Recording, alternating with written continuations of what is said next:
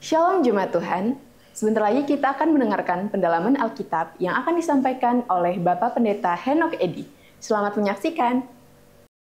Shalom, puji Tuhan Bapak Ibu Saudaraku yang saya kasihi. Kita kembali belajar melanjutkan materi kita tentang keselamatan. Nah, secara khusus pada perjumpaan kita, tema yang akan kita pelajari tentang jaminan keselamatan. Mengapa tema ini harus kita bicarakan? Terkadang tidak sedikit orang-orang Kristen yang meragukan apakah dia yakin dia selamat setelah dia percaya Yesus. Nah, untuk itulah kita akan belajar bersama-sama. Mari kita siapkan hati kita berdoa.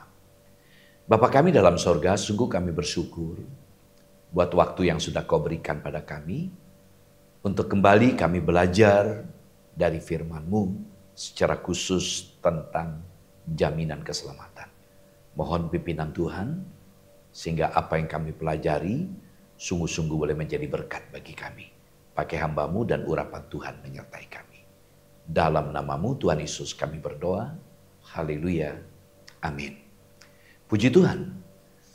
Saudaraku yang saya kasih dalam Tuhan Yesus Kristus, keselamatan langsung kita terima pada saat kita menerima Yesus Kristus sebagai Tuhan dan Juru Selamat secara pribadi. Tidak boleh kita ragukan itu. Kita tidak usah meragukan tentang keselamatan yang sudah kita terima. Nah, saudaraku, apa yang Alkitab katakan tentang jaminan keselamatan itu? Bagaimana konsep Alkitab mengenai jaminan keselamatan akan kita pelajari. Yang pertama, keselamatan itu terjadi seketika. Ini menarik. Kalau kita melihat kasus yang ada di Alkitab, ada dua penjahat yang ikut disalib bersama dengan Tuhan Yesus. Salah satu penjahat yang merespon apa yang Yesus, sikap Yesus yang dimiliki. Penjahat ini punya niat untuk hidup di dalam Tuhan.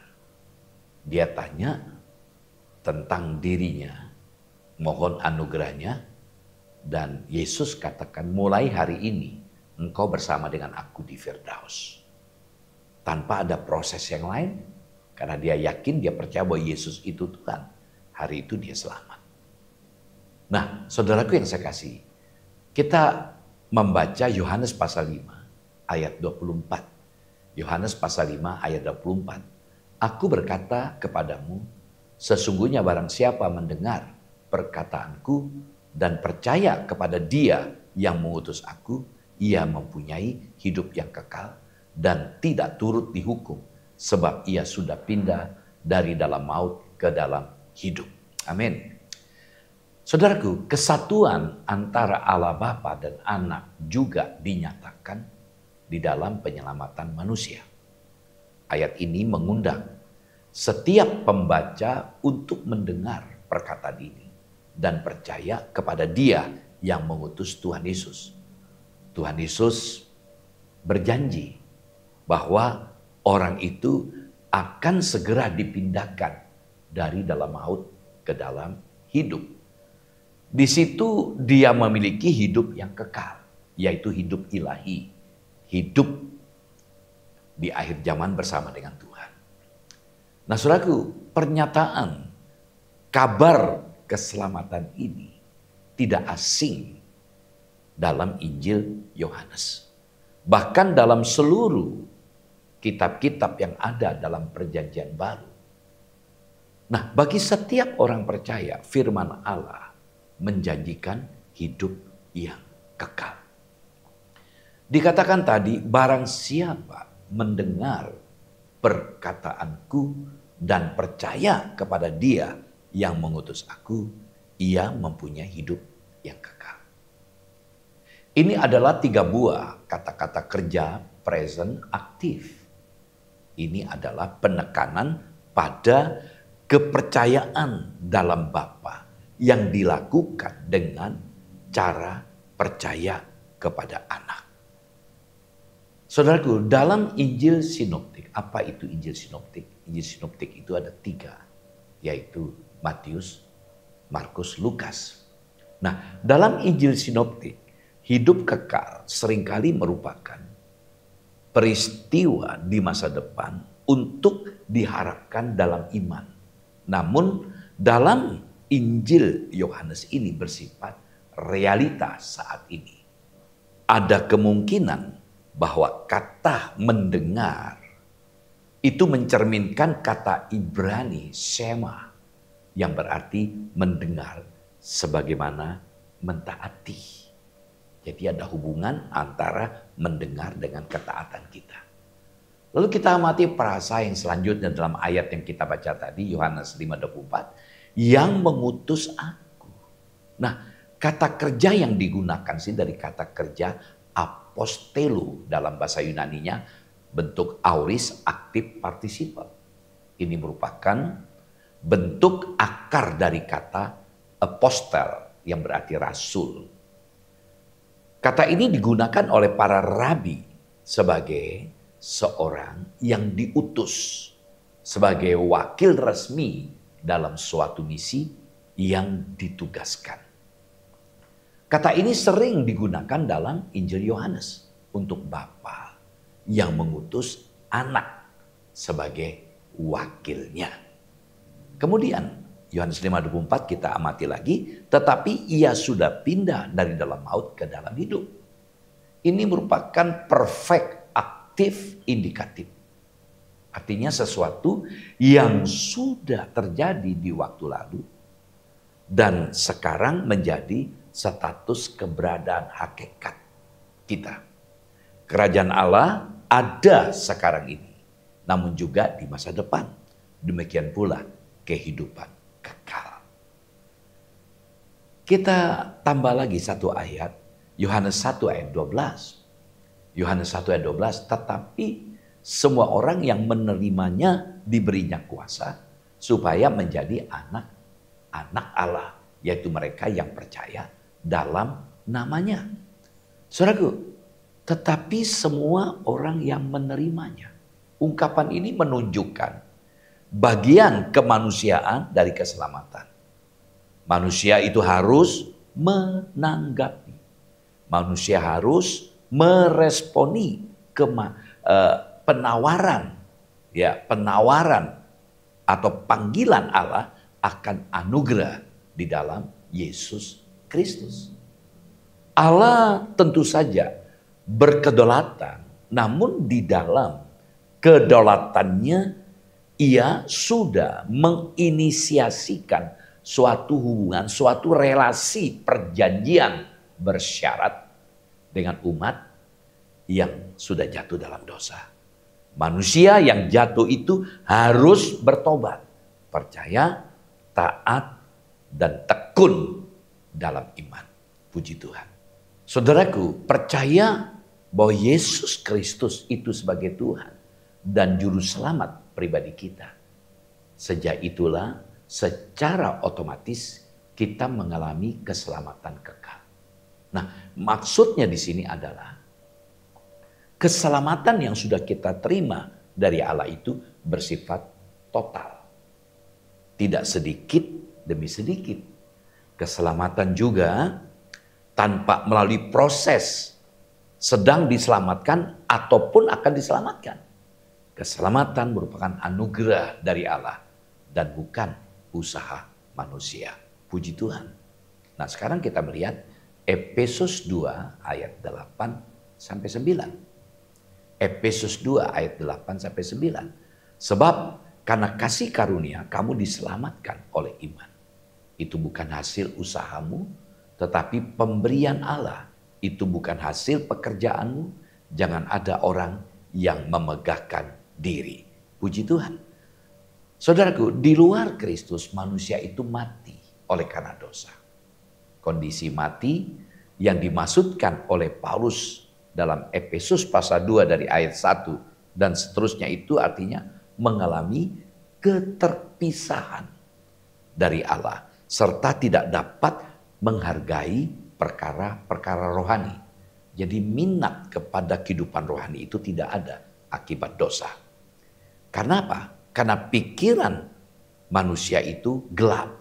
Akibatnya mereka itu dimurkai oleh Allah dan menuju kepada kebinasan. Itu diungkapkan dalam Efesus 2 ayat 1 sampai 3. Paulus juga mengakui bahwa orang Kristen Yahudi pun dulu sama saja dengan orang Kristen asal non-Yahudi, atau disebut waktu itu non-Yahudi artinya orang kafir. Karena mereka hidup dalam kehendak daging dan pikiran yang jahat. Namun saudaraku, Allah menyatakan kasih karunia dalam Efesus 2 ayat 4. Ya, Allah menyatakan kasih karunia dan kemurahan yang besar. Mereka diselamatkan dari perhambaan dosa, maut, dan murka Allah oleh iman kepada Kristus. Jadi di dalam Kristus Allah membangkitkan mereka yang sudah mati secara rohani dan memberikan tempat tinggal yang mulia dan warisan bersama dengan Tuhan Yesus Kristus di sorga. Itulah yang merubah status mereka. Jadi perubahan itu terjadi tanpa andil manusia sedikit pun. Sebab tidak ada perbuatan baik yang dapat melayakkan manusia untuk menerima keselamatan. Oleh karena itu, tidak seorang pun yang dapat membanggakan diri dalam keselamatan itu. Merupakan betul-betul pemberian Allah, anugerah Allah. Ini poin yang penting yang perlu kita pahami. Jadi keselamatan itu betul-betul karya Allah. Sehingga ketika kita percaya, kita langsung selamat. Sebagai contoh, saya katakan tadi, penjahat yang mengambil keputusan untuk bertobat.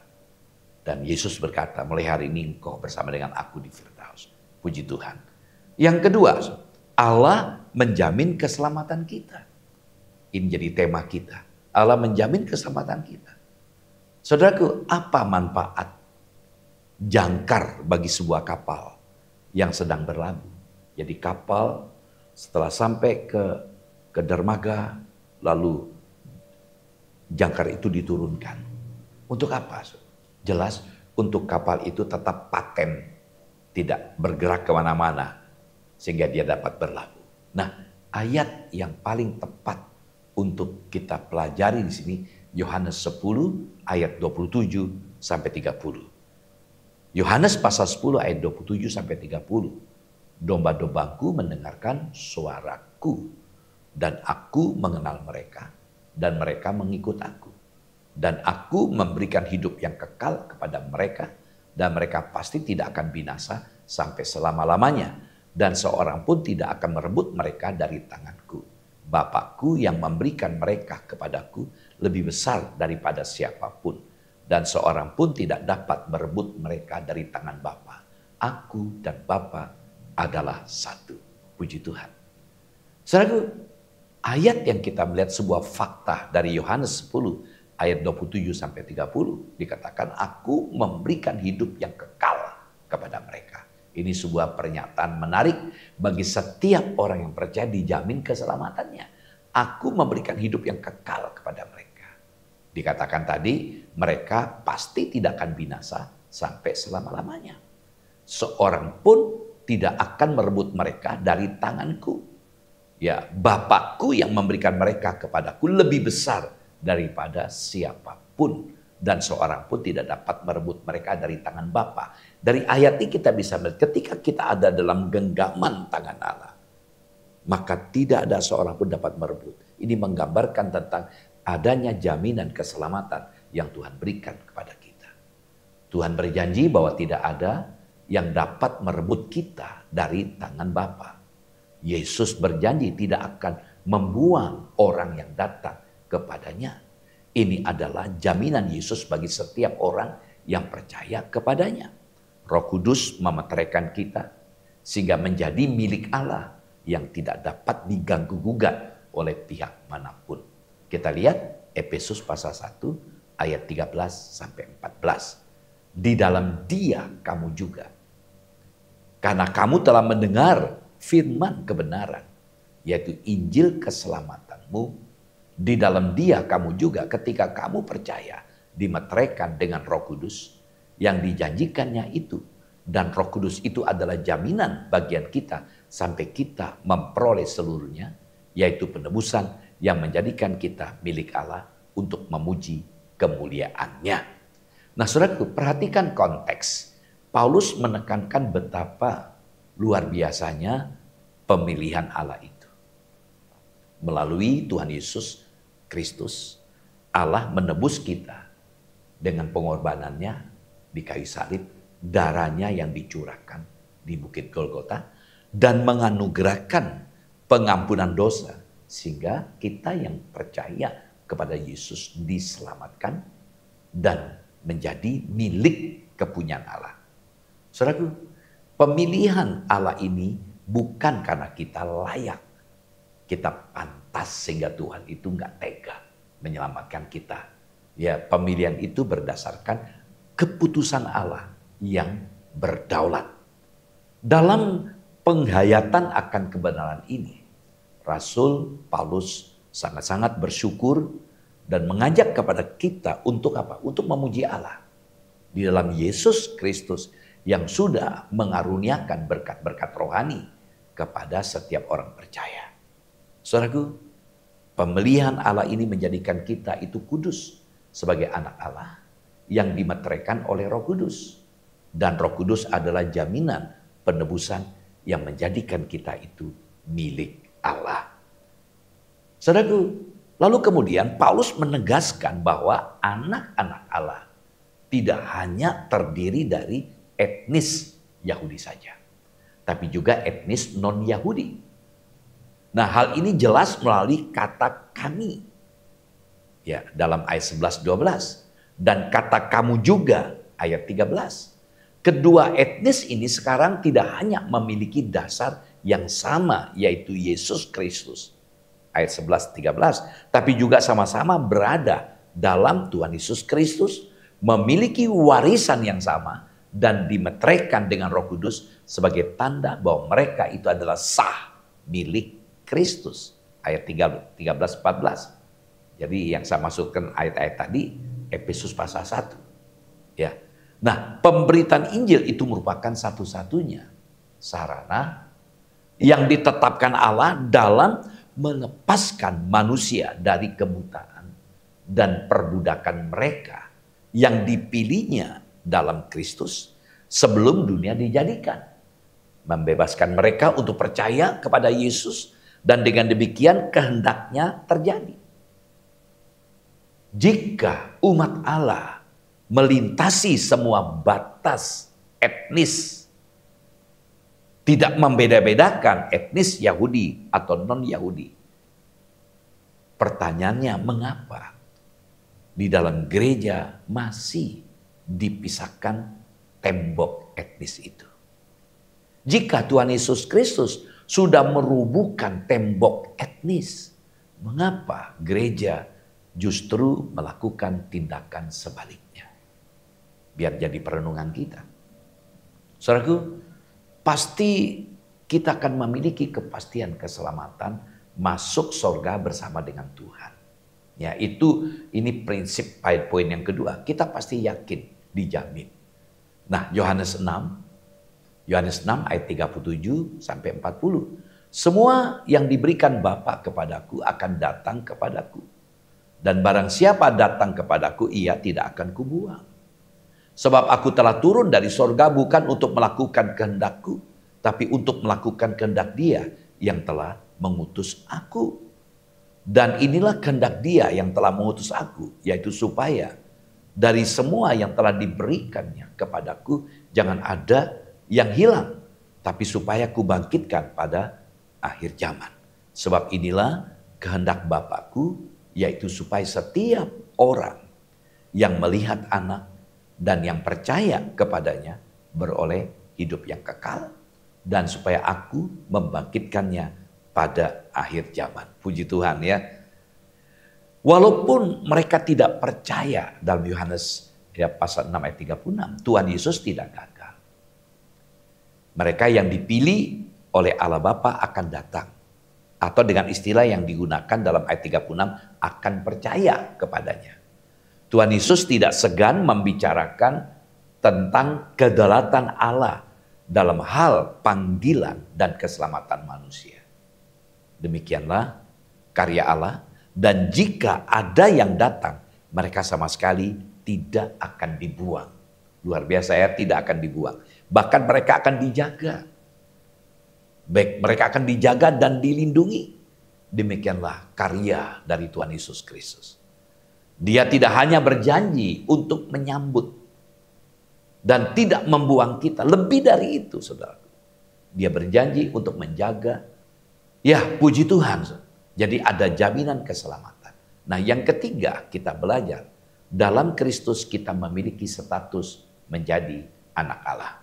Dalam Yesus Kristus kita memiliki status menjadi anak Allah. Jadi hakikat setiap orang percaya itu adalah anak Allah. Ayat yang sudah kita baca tadi saya ulang. Yohanes 1 ayat 12. Tetapi semua orang yang menerimanya diberinya kuasa supaya menjadi anak-anak Allah. Yaitu mereka yang percaya dalam namanya. Ketika kita percaya Yesus, status atau posisi kita berubah total. Bukan lagi hamba dosa, namun anak-anak Allah. Dikatakan David tadi, ketika kita percaya dikatakan diberinya kuasa. Diberinya kuasa. Istilah Yunani ini dapat berarti pertama kekuasaan hukum. Atau yang kedua hak atau hak istimewa. Jadi melalui Yesus manusia yang jatuh sekarang dapat mengenal Allah dan mengakuinya sebagai Allah dan Bapa. Kemudian dalam Yohanes 1:12 tadi kita menemukan data supaya menjadi anak-anak Allah. Diberi kuasa supaya menjadi anak-anak Allah. Para penulis perjanjian baru secara konstan menggunakan penggambaran kekeluargaan untuk menjelaskan kekesenan. Ada bapa, anak, anak-anak, lahir baru, adopsi. Itu istilah-istilah dalam keluarga. Kekesenan beranalogi dengan sebuah keluarga. Bukan suatu produk. Tiket ke surga, polis asuransi kebakaran. Bukan seperti itu. Keluarga. Waktu kita percaya, kita menjadi miliknya, kita adalah anak Allah. Menarik juga bahwa kedua istilah Yunani, ini perhatikan. Kedua istilah Yunani untuk anak-anak, satu di antaranya selalu digunakan untuk Yesus. Perhatikan, Yesus anak Allah, kata huios. Sementara yang lainnya menggunakan kata teknon atau tekna digunakan untuk orang percaya. Jadi kata huios itu untuk Yesus, bagi orang percaya teknon atau tekna. Orang-orang Kristen itu adalah anak Allah, namun mereka tidak berada dalam kategori yang sama dengan Yesus. Anak Allah hubungannya bersifat unik, namun sekaligus beranalogi.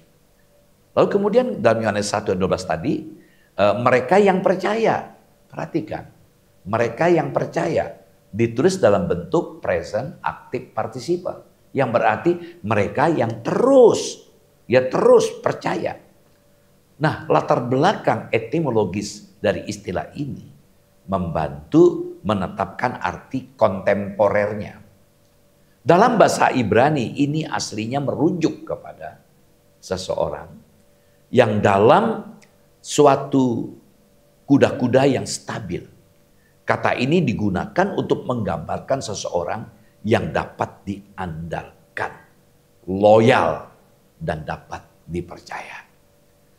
Kata yang sama dalam bahasa Yunani diterjemahkan dalam bahasa Inggris oleh kata iman, percaya dan mempercayakan diri. Nah, iman alkitabiah atau mempercayakan diri bukan terutama mengenai apa yang kita perbuat. Namun seseorang, tempat kita mempercayakan diri itu adalah dipercayaan dari Allah. Bukan kita yang menjadi fokusnya.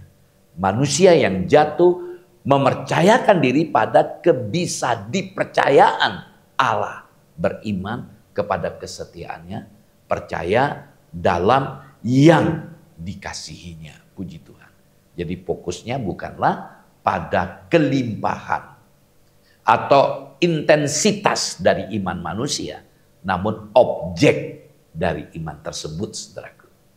Kemudian dikatakan yang percaya dalam imannya. Perhatikan dalam imannya, dalam ayat kita baca tadi Yohanes 1:12, dalam perjanjian baru nama seseorang itu bersifat amat penting. Nama merupakan suatu pengharapan atau kemungkinan nubuatan mengenai sifat mereka atau penjabaran dari sifat mereka. Contoh ya, ketika seorang anak diberikan selamat, diharapkan anak itu ke depan selamat. Jadi itu, jadi bukan hanya sekedar nama, meyakini bahwa nama ini baik, indah, namun ini juga untuk kaitan ke depan. Jadi percaya dalam suatu nama berarti percaya dan menerima orangnya.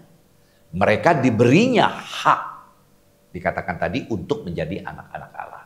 Mereka menerima hak atau kuasa untuk memakai julukan anak Allah sesuai dengan kedudukan posisi baru yang sudah dianugerahkan oleh Allah kepada mereka.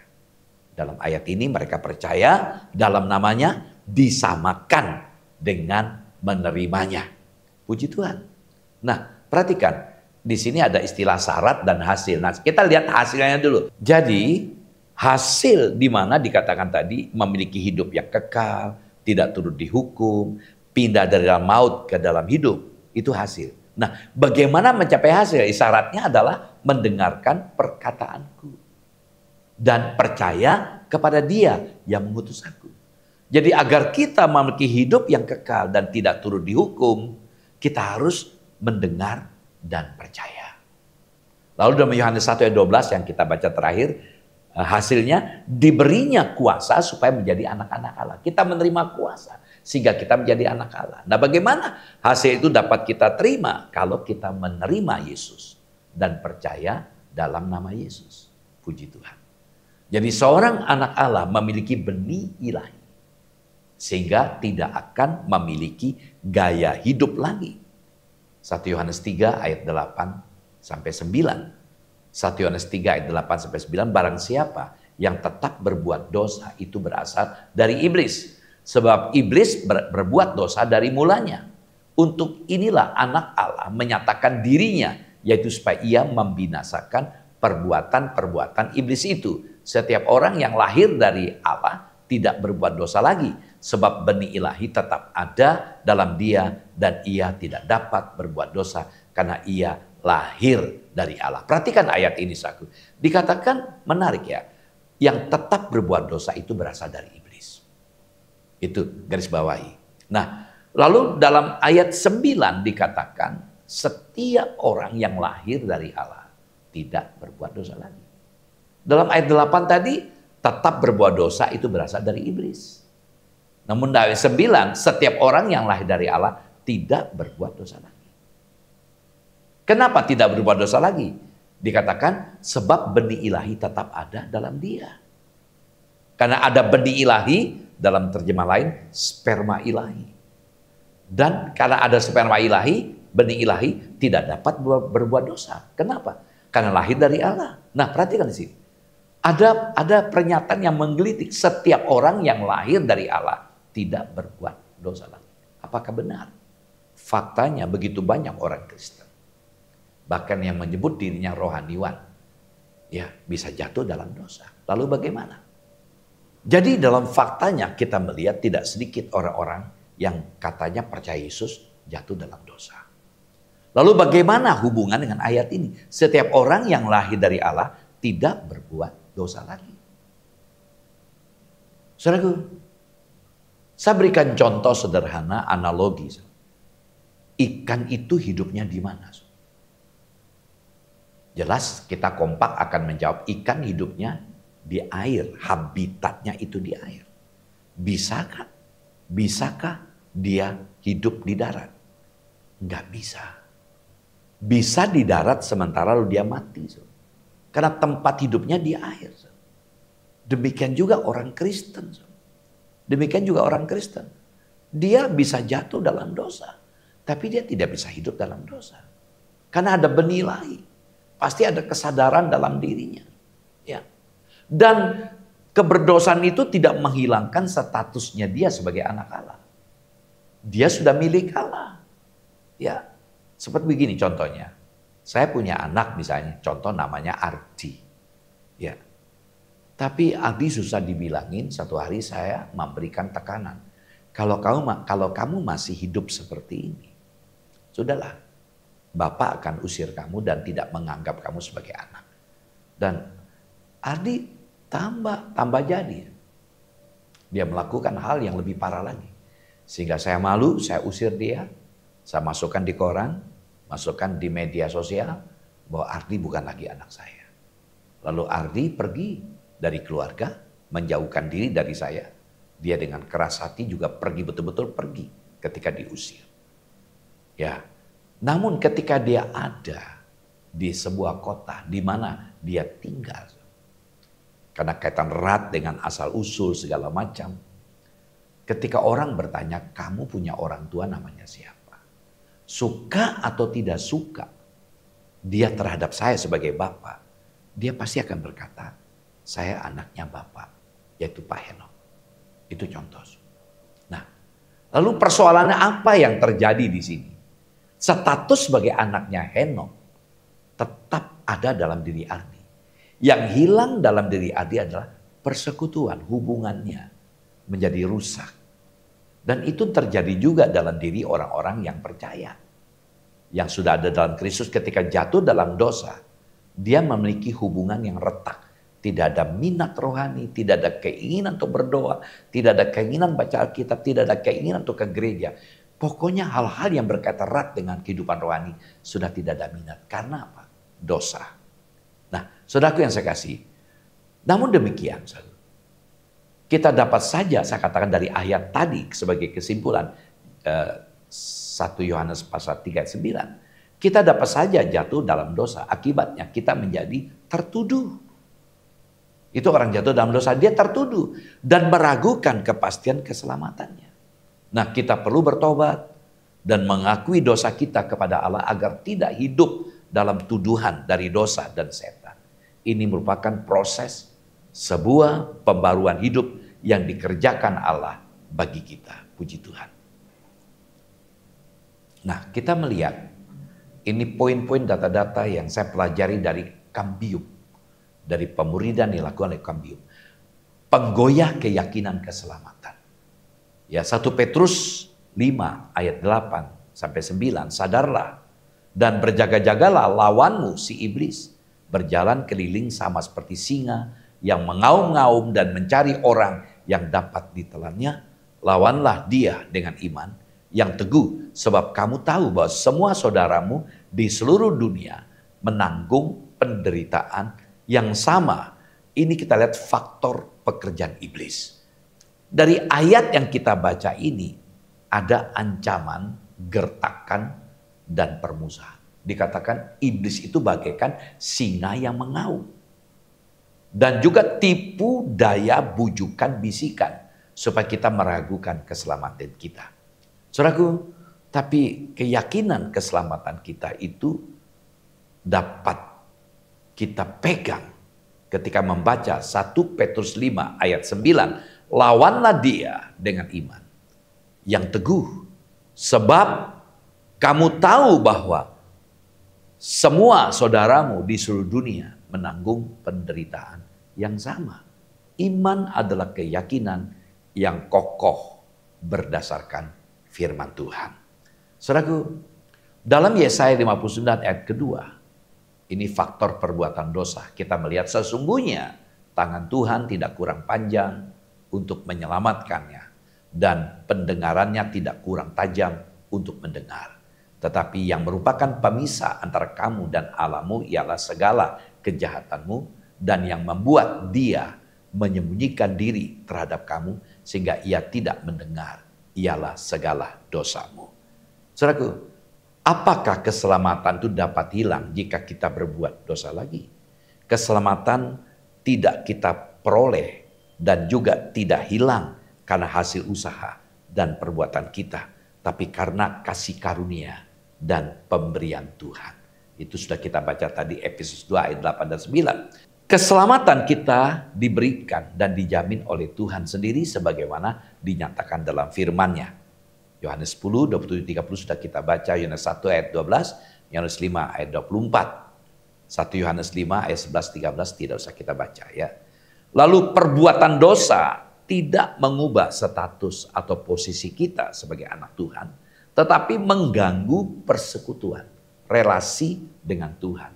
Yesaya 59 ayat 1 sampai 3. Tadi saya berikan gambaran analogi dengan Ardi sebagai anak saya. Ya, kita melihat sini Allah Bapak kita, ya kita anak Allah. Nah, posisi kita di hadapan Allah itu kita adalah anaknya. Namun akibat dosa, relasi kita ini menjadi rusak. Itulah gambaran tadi. Saudaraku, jika kita mengaku dosa, sekali lagi, kita bacakan Yohanes 1 ayat 9. Yohanes 1 ayat 9. Jika kita mengaku dosa kita, maka ia adalah setia dan adil. Sehingga ia akan mengampuni segala dosa kita dan menyucikan kita dari segala kejahatan. Ada dua macam pengampunan. Pertama, pengampunan secara hukum. Penebusan tuntas oleh Kristus atas dosa yang menjamin kebebasan kita dari hukuman dosa dan menjadikan kita anak Tuhan. Kematiannya di salib, ya, menyelesaikan. Yang kedua, pengampunan sebagai keluarga. Pemulihan hubungan dengan Tuhan akibat dosa yang kita lakukan di dalam status kita sebagai anaknya yang sudah ditebus. Dosa tidak menghilangkan status kita sebagai anak, tetapi mengganggu persekutuan kita dengan Tuhan. Karena itu perlu dipulihkan melalui pengakuan dosa. Selaku kiranya apa yang saya bagikan menolong kita agar kita sadar iblis selalu berupaya untuk melemahkan keyakinan kita. Namun berdasarkan firman kita harus yakin dan percaya bahwa kita sudah diselamatkan. Kalau kita jatuh dalam dosa, selesaikan itu. Ya kita sadar tidak menghilangkan keselamatan kita, tapi menghilangkan hubungan relasi kita dengan Tuhan. Karena itu ketika kita sadar kita jatuh dalam dosa, selesaikan masalah dosa kita. Dia Bapa yang sungguh mengasihi kita. Tuhan Yesus memberkati, mari kita berdoa. Bapa, terima kasih buat firman-Mu yang boleh kami terima. Kami bersyukur buat apa yang Kau berikan bagi kami. Bersyukur buat keyakinan yang Kau jamin oleh karena kepercayaan kami kepada Engkau. Engkau jamin keselamatan kami. Kami tetap dijaga, dipelihara sampai kami berjumpa dengan Engkau. Terima kasih Bapa, kami bersyukur. Kuatkan setiap kami agar kami betul-betul menghargai anugerah-Mu. Dalam nama-Mu Tuhan Yesus kami berdoa. Berkat Tuhan menyertai kami. Haleluya. Amin. Shalom. Shalom. Tuhan Yesus memberkati. Terima kasih Jemaat Tuhan telah mengikuti pendalaman Alkitab kali ini. Semoga renungan hari ini dapat menjadi berkat bagi kita. Sampai jumpa di pendalaman Alkitab mendatang. Tuhan Yesus memberkati.